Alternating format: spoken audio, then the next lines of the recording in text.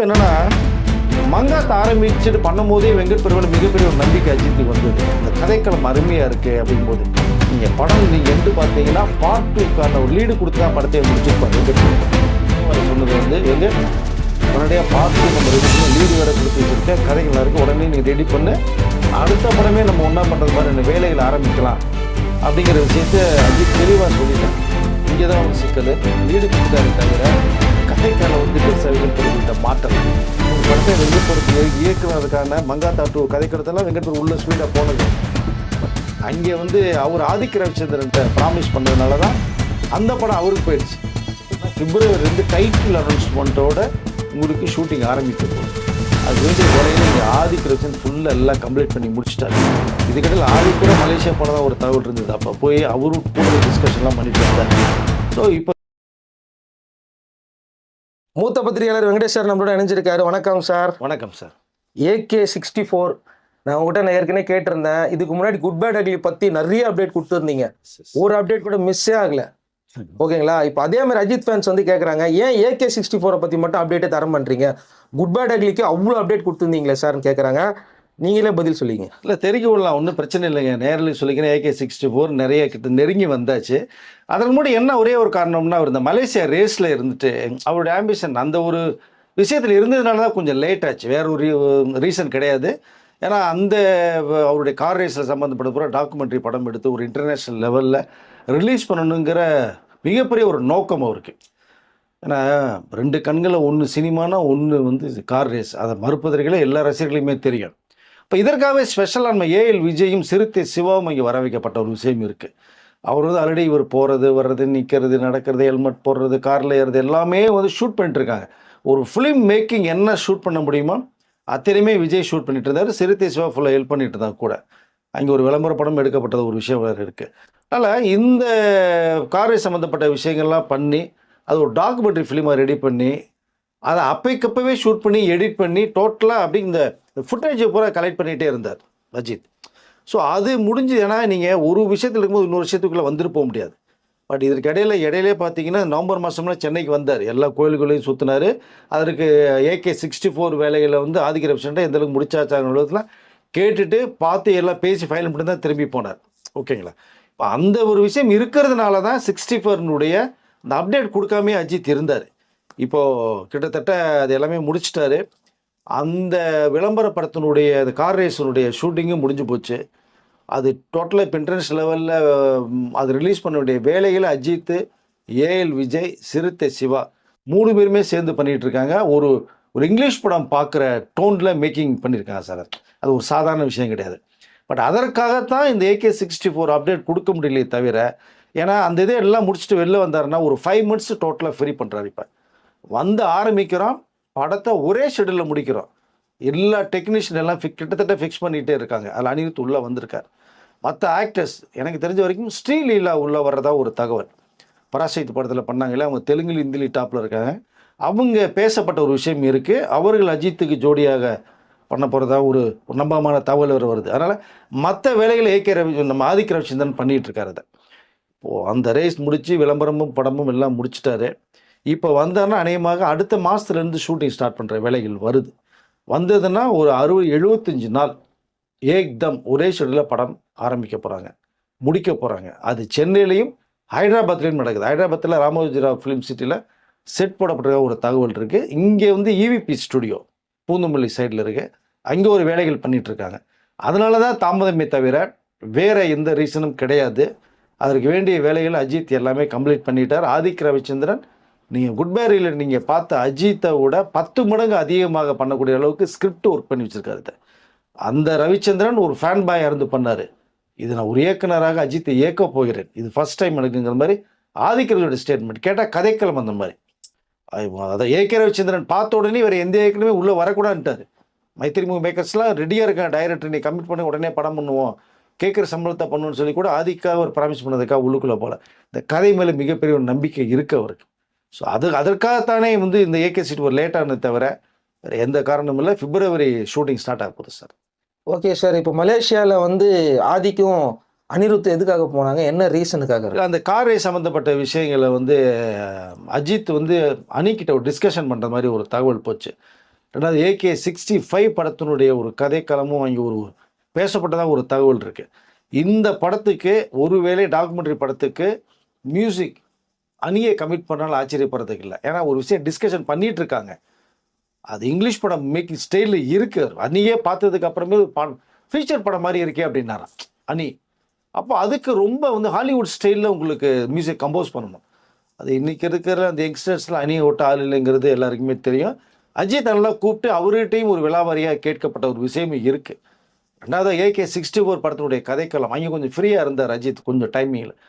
அப்போ அதற்காக அணி அங்கே வர வைக்கப்பட்டு அணி கூட ஃபுல்லாக அணி அஜித்தோடையே ட்ராவல் பண்ணார். நிறைய விஷுவல்ஸ் நிறைய இருக்குது நீங்கள் பார்த்தீங்கன்னா. பட் அதில் இந்த AK64 படம் சம்மந்தப்பட்ட விஷயங்களும் கதையும் பேசி அதற்கு வேண்டிய வேலைகளும் வந்து அஜித் வந்து அணிகிட்ட பேசுனதா ஒரு தகவல். அந்த கார் ரேஸ் சம்மந்தப்பட்டது, இந்த 64 படம் சம்மந்தப்பட்ட விஷயங்கள், இது எல்லாமே சேர்ந்து அணியை கூப்பிட்டு உட்கார வச்சு அஜித் டிஸ்கஸ் பண்ணார். அந்த ஒரு ரீசன் தான் மலேசியா போனது. Okay sir. இப்போ இந்த AK64 வந்து எப்போ ஸ்டார்ட் பண்ண போகிறாங்க சார்? இல்லை, பிப்ரவரிலேருந்து ஷூட்டிங் பண்ண போகிறாங்க சார். அது எல்லா வேலைகள் ஏற்பாடு பண்ணி முடிச்சாச்சு. இப்போ வந்து அஜித் வந்து துபாயில் இருக்கார். இப்போ துபாயில் இருந்துட்டு கொஞ்சம் இப்போ சென்னை வர்றாரு. இப்போ இந்த மாதம் எண்டுக்குள்ளே வர்றாரு. வந்துட்டாங்கன்னா பிப்ரவரிலேருந்து டைட்டில் அனௌன்ஸ்மெண்ட்டோட உங்களுக்கு ஷூட்டிங் ஆரம்பிக்க போகுது. அதுக்கு வேண்டிய வேலைகளை இங்கே ஆதி கிருஷ்ணன் ஃபுல்லாக எல்லாம் கம்ப்ளீட் பண்ணி முடிச்சிட்டார். இதுக்கடையில் ஆதி கூட மலேசியா போனதாக ஒரு தகவல் இருந்தது. அப்போ போய் அவரும் கூட டிஸ்கஷன்லாம் பண்ணிட்டு வந்தார். ஸோ இப்போ பிப்ரவரிலேருந்து ஷூட்டிங் ஏக்தம் ஸ்டார்ட் ஆக போகுது. ஒரே ஷெடியூல், திரும்ப சொன்னால் ஒரே ஷெடியூலில் பிளான் பண்ணுறாங்க. இது கிட்டத்தட்ட இந்த மே மாதம் ரிலீஸ் பண்ணுறது மாதிரி ஒரு ஐடியா வைக்கப்பட்டிருந்தது. அவருடைய May 1 பர்த்டே அன்னைக்கு. இப்போ பிப்ரவரி ஷூட்டிங் பண்ணோம்னா இந்த டைமிங் நிறையா இல்லை அப்படிங்கிறதுனால, ஷார்ட்டாக இருக்குன்றதுனால அவர் வந்து அநேகமாக தீபாவளிக்கு ரிலீஸ் ஆகிற வாய்ப்புகள் நிறையா இருக்குது சார். Okay sir. இது ஒரு பக்கம் போயிட்டுருக்கு. இன்னொரு பக்கம் வந்து பார்த்தீங்கன்னா எல்லோரும் என்ன சொல்கிறாங்க அப்படின்னா, அஜித் சார் வந்து F1 மாதிரியே ஒரு படம் பண்ண போகிறாரு அப்படின்னு சொன்னதாகவும், அதை வந்து அணிகிட்ட டிஸ்கஸ் பண்ணதாகவும்லாம் ஒரு நியூஸ் பயங்கர பரவலாக இருக்கே சார். இல்லை, அது உண்மை தான். என்னென்னா அவருடைய லட்சியமே பார்த்தீங்கன்னா ஒரு ஹாலிவுட் ஸ்டைல் அந்த F1 ஃபார்முலாவில் பண்ணுங்கிறது மிகப்பெரிய ஒரு ட்ரீம். நீங்கள் வந்து ஒரு இந்தியாவில் எடுக்கப்பட்ட ஒரு படம் வெளிநாட்டில் போய் கலக்கணும். F1 ஃபார்முலா எப்படி உங்களுக்கு வந்து பெரிய ஒரு பாக்ஸ் ஆஃபீஸ்கிட்ட கலக்குச்சு, வேர்ல்டு பூரா கலக்குன்றது தெரியும். அதை அந்த ஒரு மேக்கிங் ஸ்டைலில் F1 பண்ணுறதா அஜித் ஒரு முடிவே பண்ணிட்டார். அதற்கு ஒரு ட்ரெய்லராக தான் அவருடைய நிஜ ரேஸ் சம்மந்தப்பட்ட விஷயங்களை வந்து AL விஜய் வந்து ஃபுல்லாக டைரக்ட் பண்ணார். அதை எடிட் பண்ணி ஒரு டாக்குமெண்ட்ரி ஃபிலிமாக ரெடி பண்ணியிருக்காங்க. அதற்கும் F1 அந்த ஃபியூச்சர் படத்துக்கும் அனிருத்தை உள்ளே கொண்டு வரலாம்ங்கிறது வந்து அஜித்தோட ஒரு பெரிய ட்ரீம். ஏன்னா நான் திரும்ப சொன்னது அந்த ஹாலிவுட்ஸுடைய அந்த கம்போசிங் சிஸ்டம் வேறு உங்களுக்கு ஃபுல்லாக யூஎஸ்ஏலேயே பண்ணுறது மாதிரி ஒரு ஐடியா இருக்குது உங்களுக்கு கம்போசிங் ஃபுல்லாகவே. ஸோ அதற்காக அணி வர வைக்கப்பட்டு அந்த கதைக்களமும் பேசப்பட்டதாக ஒரு தகவல் இருக்குது. அஜித் அணி ரொம்ப ஹாப்பியானாரா, இதை நான் எதிர்பார்க்கல அப்படின்னாரா. 64 படம் சம்மந்தமாக நீங்கள் கூப்பிட்றீங்க, எப்போ ஆரம்பிக்க போகிறீங்க, பேசலாம் அப்படிங்கிற விஷயத்தில் இருக்கும்போது டாக்குமெண்ட்ரி படம் விஷயமாகவும் பேசியிருக்காரு. அதற்குள்ளேயே ஒரு மியூசிக் தேவைப்பட்ட அணி உள்ளே போகிறாரு. இந்த F1க்குள்ளேயே அணி வேணுங்கிற அளவுக்கு அஜித் லைக் பண்ணிக்கிற ஒரு தகவல் வருது. அதற்காகவும் அந்த கதைக்களத்தோடு இப்படி மேக்கிங் பண்ணலாமா, என்ன மாதிரி கொண்டு போகலாங்கிற அளவுக்கு அணிக்கிட்ட டிஸ்கஷன் பண்ணி அதற்குள்ளும் மணி வரதுக்கான வாய்ப்புகள் நிறையா இருக்குது F1 ஃபார்முலாலே. இதெல்லாம் ஒரு பக்கம் போயிட்டுருக்க இந்த மாதம் திரும்பவும் பத்தி எரிய போகுது அப்படின்றாங்க. எல்லாரும் எதிர்பார்த்துக்கிட்டு இருக்கிற ஒரு பயங்கரமான ஒரு படம் மங்காத்தா. பார்த்து மிரண்டு போயிருக்காங்க. என்னங்க நேற்று எடுத்த படம் மாதிரி இருக்கு, எப்படி இவ்வளோ பயங்கரமாக கலர்ஃபுல்லாக திரும்ப அதை வெளியே கொண்டு வராங்க? எப்போ எடுத்து இந்த படத்தை வந்து எடுக்கலான்னு முடிவு பண்ணாங்க? செகண்ட் பார்ட் எப்போ வரும்? மங்காத்தா அது வந்து அஜித்துடைய கேரியரில் த பெஸ்ட் பிக்சர். அவருடைய ஆக்டிங் பெர்ஃபார்மன்ஸே பார்த்தீங்கன்னா வேறு லெவலில் இருக்கும். டைலாக் டெலிவரி பேசுறது அவர் அதான் படத்தில் வரும்போதே மாஸ் ஸ்டைலுங்க. அந்த ஒயிட் அண்ட் ஒயிட் கோட்லலாம் நீங்கள் வரும்போதெல்லாம் பார்த்தீங்கன்னா தெறிக்க விட்டார். இந்த ஹேர் ஸ்டைலு ஒரு அழகாக இருக்கும், அந்த டோன், அந்த பேசுகிற டைலாக் டெலிவரி. மங்காத்தா வந்து என்னுடைய பெஸ்ட் பிக்சரில் 5-6 படங்களில் மங்காத்தா நம்பர் 1 சொன்னார் அஜித்.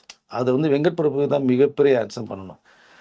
அந்த படம் ரீரிலீஸ் ஆகுது 4K சிஸ்டத்தில் டால்ஃபி ஆட்டோமஸில் ரிலீஸ் பண்ணியிருக்காங்க. தலை உங்களுக்கு வந்து என்னமோ ரீசெண்டாக ஷூட் பண்ணி படத்தை விட்டு ட்ரெய்லர் விடுறது மாதிரியான ஒரு பார்வை தான் எல்லாருக்குமே இருக்குது. அது எனக்கும் இருந்தது. பக்காவாக இருக்குது, எப்போ பார்க்கணும் அப்படிங்கிற மாதிரி. ஏன்னா ஏற்கனவே பார்த்த படங்கள் நிறைய தடவை எல்லா பேர் பார்த்த படம்னா கூட யாரில் நிறைய தியேட்டர் ரிலீஸ் ஆன ரீரிலீஸில் இந்த படம் அமையும். கண்டிப்பாக ஒரு பாக்ஸ் ஆஃபீஸ் ஹிட்டு ரீரிலீஸில் அடிக்கும் தான் நான் நினைக்கிறேன். ஏன்னா எல்லாரும் ரசிக்கக்கூடிய ஒரு படம் மங்காத்தா. இது இன்னொரு சிறப்பு என்னென்னா, மங்காத்தா ஆரம்பிச்சுட்டு பண்ணும் போதே வெங்கட் பிரபுவில் மிகப்பெரிய ஒரு நம்பிக்கை அஜித்துக்கு வந்தது. அந்த கதைக்களம் அருமையாக இருக்குது அப்படிங்கும்போது நீங்கள் படம் நீங்கள் எண்டு பார்த்தீங்கன்னா பார்ட் 2க்கான ஒரு லீடு கொடுத்து தான் படத்தையே முடிச்சிருப்பார் வெங்கட் பிரபு. அதை படம் முடிஞ்சு இவ்வளோ சூப்பர் டூப்பர் ஹிட்டானோடனே அஜித் கூப்பிட்டு ஒரே வர சொன்னது வந்து, வெங்கட் உடனடியாக பார்ட் 2 நம்ம ரெடி பண்ணணும், லீடு வேறு கொடுத்து வச்சுருக்க, கதைகள் இருக்குது, உடனே நீ ரெடி பண்ணு, அடுத்த படமே நம்ம ஒன்றா பண்ணுறது மாதிரி வேலைகளை ஆரம்பிக்கலாம் அப்படிங்கிற விஷயத்த அஜித் தெளிவாக சொல்லிட்டார். இங்கே தான் ஒரு சிக்கல். லீடு கொடுத்துட்டாரே தவிர இந்த கதைக்கால வந்து பெருசாக வெங்கட் பிரபு கிட்ட மாட்டலை. பட் அதற்கிடையில் அவர் இந்த சூர்யா வச்செல்லாம் பண்ணுறது மாதிரினா இன்னொரு மேட்ருக்குள்ளே போய் லாக் ஆனார். பட் இந்த நெருடல் நிறையா இருக்கும் தான் இவர் அஜித் ஒரு சின்ன கேப் விட்டு கதை ரெடி ஆகிடுச்சா போகலாமான்னும் போது கூட அங்கே வெங்கட் பிரபு வந்து ரிசல்ட் வரல. சார் கதை இப்போ தான் உருவாகிட்டு இருக்கு, இன்னும் கொஞ்சம் டைம் எடுக்கும் அப்படிங்கும்போது அஜித் வேறு படங்களுக்கு போயிட்டார், வெங்கட் பிரபு படங்களுக்கு போயிட்டார். காலதாமதம் காரணம் அது ஒன்று, கதை வந்து ரெடியாதனால. பட் இவர் வந்து அஜித்துக்கு அந்த மங்காத்தா 2 ரெடி பண்ணணும்னு சொல்லி அதுக்கப்புறம் கதை ஃபுல் அண்ட் ஃபுல் உருவாக்கப்பட்டு அஜித்தை போய் வெளிநாட்டில் ஒரு படப்பிடிப்பில் இருக்கும்போது கூட நேரடியாக போய் பார்த்து கதையை ஃபுல்லாக சொல்லி அஜித்துக்கு அந்த கதை பார்ட் 2 கதையை ரொம்ப பிடிச்சி போய் வந்ததாகவும் வந்து ஒரு தகவல் ஒன்று இருக்குது. அதனால் இந்த படம் இவர் கோட்டில் போகும்போது அவர் வேறு 2 படம் ஷூட்டிங்கில் போயிட்டார். ஸோ விரைவில் இந்த மங்காத்தா ரீரிலீஸ்க்கு அப்போ மங்காத்தா 2னுடைய வாய்ப்புகள் வந்தாலும் வரலாம். இந்த கேப்பில் திரும்பவும் பார்த்தீங்கன்னா சிவகார்த்திகேயனோட வெங்கட் பிரபு ஒரு சயின்ஸ் ஃபிக்ஸ் படத்துக்கு உள்ளே போகிறார். அது வந்து பார்த்தா இந்த இயர் ஃபுல்லாகவே ஓடிடும். கிட்டத்தட்ட AK-64 ஆதிக்க ரவிச்சந்திரன் படமும் இந்தியருக்குள்ளே ஓடிடும். 2 பேர் படமே கிட்டத்தட்ட இந்த வருஷத்துக்குள்ளே முடிஞ்சிடும். முடிஞ்சிட்டால் AK-65 படத்தை, அதுவும் மங்காத்தா 2வை வெங்கட் பிரபு வாய்ப்புகள் நிறையா இருக்குது. கதை அவர் பக்காவை ரெடி பண்ணி வச்சிட்டார். இப்போ இன்னும் சொல்ல போனீங்கன்னா இந்த ஒரு டைமிங்கில் AK-64 படத்தை வெங்கட் பிரபு இயக்குனதுக்கான மங்காத்தா 2 கதைக்களத்தெல்லாம் வெங்கட் பிரபு உள்ள ஸ்பீடாக போனது. பட் அங்கே வந்து அவர் ஆதிக்க ரவிச்சந்திரன்ட்ட ப்ராமிஸ் பண்ணதுனால தான் அந்த படம் அவருக்கு போயிடுச்சு. இப்போ இந்த டைம் வேஸ்ட் பண்ண முடியாதுன்னா சிவகார்த்திகேயனுக்குள்ளே வெங்கட் பிரபு போகிறார். முன்னே அஜித் ரெடியாக இருந்து இவர் கதை ரெடியாக இல்லை, இப்போ இவர் ரெடியாக இருந்து அஜித் பிஸி ஆகிட்டார். இப்போ இந்த வருஷம் முடித்த உடனே நெக்ஸ்ட் இயர் வந்து AK-65 படம் அது ரெடியாகுது. அது மங்காத்தா பார்ட் 2வா, இதுக்குள்ளே இன்னொரு விஷயம் ஒன்று இருக்குது. உங்களுக்கு மிகப்பெரிய ஒரு நெருங்கிய நண்பர் சிறுத்தை சிவா அஜித்துக்கு. என்னன்னாலும் அவர் 2 பேர் டிஸ்கஷன் பண்ணுவார். பர்சனல் மேட்டர் கூட அஜித் சிறுத்தை சிவாட்ட பேசுவார். அவருக்கு ஒரு படம் பண்ணுறாரு, அது AK-65 இருக்கிற வாய்ப்புகளும் நிறைய இருக்குது. அது சன் பிக்சர்ஸ் தயாரிக்கிற வாய்ப்புகளும் அதில் இருக்குது. Ajith Kumar, Siruthai Siva, Sun pictures, AK-65 இப்படி ஒரு பட்ஜெட்டும் அந்த ஒரு சார்ட்டும் இருக்குது. பட் அது மீறி வெங்கட் பிரபு இதுக்குள்ளே உள்ள 65 வருவாரா இல்லை 66க்குள்ளே போவாரான்னு தெரியாது. மங்காத்தா பார்ட் 2 வந்து ரெடியாக இருக்கிறதுக்கு நிறைய வாய்ப்புகள் இருக்குது சார். Okay sir. இப்போ அஜித் சார் வந்து பார்த்தீங்கன்னா AK-64 வந்து எப்போ ஷூட்டை ஸ்டார்ட் பண்ண போகிறாங்க? அனிருத் வந்து ஃபர்ஸ்ட் டைம் வந்து ஆதி கூட ஒர்க் பண்ணுறாரு. இது வரைக்கும் அவர் ஜிவி கூட தானே ஒர்க் பண்ணிக்கிட்டு இருந்தாரு. ஏன் திடீர்னு அனிருத் இதுக்குள்ளே வந்தார்? இது இவ்வளோ என்ன நடந்தது ஆக்சுவலாக? இல்லை, அஜித் ரொம்ப விரும்பினார் இந்த கதைக்குள்ளே வந்தால் பிரமாதமாக இருக்கும் அப்படிங்கிற ஒரே கான்செப்ட் தான். அதுதான் மலேசியா வர வச்சு அவர் பேசுனது. ஆதிக்க ரவிச்சந்திரன் ஒன்றும் சொல்லலை. ஏன்னா ஆதிக்க ரவிச்சந்திரன் இயக்குன ஃபஸ்ட்டு படத்துலேருந்து ஜிவி ட்ராவல் பண்ணுறாரு. அது ஒரு ரீசன். குட் பை அகிலேயே பார்ட்டி தெறிக்க விட்டுருப்பார், அதெல்லாம் மறுப்பதற்கே இல்லை. பட் ஒரு சேஞ்சஸ் எப்பவுமே ஒரு டெக்னீஷியன் லெவலில் ஒருத்தர் வந்தாங்கன்னா அதனுடைய கண்டென்ட் வேறு மாதிரி போகும். பட் இந்த கதைக்கு அணி இருந்தால் நல்லா இருக்குன்னு ஃபீல் பண்ணார். அஜித்திட்ட சொல்லும் போது கூட ஆதிக்கே வந்து ரெஃபர் பண்ணார். இது வந்து ஜிவி கிட்டேயும் வந்து ஆதிக்க ரவிச்சந்திரன் சொல்லிட்டாராம். ஜிவின் அடுத்த படம் வந்து இந்த கதைக்கு அணியை வச்சு பிளான் பண்ணும்போது, சார் பண்ணாசே வெரைட்டி கிடைக்கும், ஒரே பட்டியல் நம்ம போக வேண்டாம், அணி இன்னும் நல்லா இருக்கும்னு ஜிவி பிரகாஷ் சொல்லியிருக்காரு. வேறு அணியை நீங்கள் போடுங்கன்னு வேறு. அதை இது எவ்வளோ பெரிய மனசாக இருக்குன்னு பாருங்கள். ஒரு படம் வாய்ப்புன்றது பெரிய விஷயம். அது இந்த பெரிய ஹீரோ பெரிய பட்ஜெட் படம் அப்படிங்கும்போது அதை ஜிவி ரொம்ப இது வந்து ஆதிக்கு எதிர்பார்க்கலன்ட்டார். நெக்ஸ்ட் படம் நம்ம பண்ணுவோம் ஜிவின்னு சொல்லி இது அஜித்தும் அணியை ரெக்கமெண்ட் பண்ணி அணி தான் அப்படி தான் உள்ளே வந்தது. இது அவருடைய ஸ்டைல் எப்படி இருக்கிறது உங்களுக்கு தெரியும். கண்டிப்பாக AK-64 தெறிக்க விடுவார் அனிருத். ஏன்னா எது கேட்குறேன்னா, இவருடைய படத்தில் ஒவ்வொரு சீனுமே வந்து பார்த்திங்கன்னா ஃபயர் மாதிரி இருக்கும். ஆதிக்க ரவிச்சந்திரனில் எடுக்கிற ஒரு சீனுமே பயங்கர ஃபயராக இருக்கும். ஹீரோ பின்ன சுற்றி ஒரு 50-60 பேர் ஒரு சீனை தெறிக்கி விடுவார். அதுக்கு நடுவில் ஆதிக்கு வந்தாருன்னா இவருடைய சீன் ஆதிக்கு என்ன சொல்கிறது, அனிருத் வந்து இது பண்ணுவார். அதுதான் கேட்குறேன். பண்டு போட்டோம் சார், ப்ளஸ் தானே சார் அது உங்களுக்கு. ஏங்க குட் பை அகிலேயே வந்து ஜிவி பிரகாஷ் அந்த அளவுக்கு மிரட்டியிருக்காரு பாட்டிலேருந்து RRலேருந்து அப்படின்னா நீங்கள் அணி வந்தால் இன்னும் எப்படி இருக்கும் உங்களுக்கு? அதை பயங்கரமாக இருக்குமே. ரஜினிக்கும் கமலுக்குமே விஜய்க்குமே மிரட்டினவருக்கு அவர் RRல சாங்கும் சரி கண்ணை மூடிட்டாங்க எல்லா சாங்குமே அணி போட்டது மியூசிக்னா. ஸோ இந்த கதைக்களம் அப்படி அமைஞ்சிருக்கு. நீங்கள் ஒருத்தரை ஓவர்டேக் பண்ணிட்டு போனால் தான் அந்த படம் சிறப்பாக இருக்கும். நீ டைரக்ஷனில் மிரட்டுறியாம அவனே, நான் மியூசிக்கில் மிரட்டுறேன் பார்.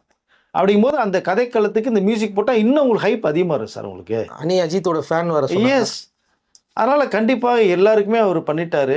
இந்த படமும் பண்ணாருன்னு இன்னும் தெறிக்க விடும். அதனால் இந்த கதைக்கு இந்த ஆர்டிஸ்ட், இந்த வில்லன், இந்த ஹீரோயின் அப்படிங்கிறது டைரக்டருடைய சாய்ஸு.